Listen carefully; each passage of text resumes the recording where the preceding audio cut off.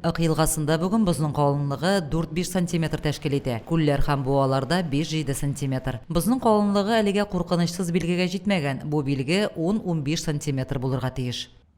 Бузның калынлыгы тиешле дәрәҗәгә әле җитмәде. Шуңа күрә мин әтәенләргә, балаларга якынлашып каникуллар вакытында балдачаларның сак булуларын әйтәсем килер. И буз өстенә чыкмауларын әйтәсем килер. Берничә көн дәвамында торган салкыннарда бузның кирәкле күләмдәге калынлыгын тәэмин итә алмый. Буз формалашсын өчен һава температурасыннан тыш явым-төшем күләме, җил юнәлеше, тизлеге, елга агымы да мөһим роль уйный. Балалар, яшьләр, олы кешеләр. Хәзер бузның эшләре әле нык катмаган, бик юка. Бер ак буйларына якын килеп, суларга кирип, балык тутам дип, акда теге ягына чыгам дип кирип китә күрмәгез. Алла сакласын, соңга исән саумлыгыз. Тегермән буасына җитәрәк урынында шунда балыкчылар утыра. Мин гаҗәпләнеп карап тордым инде.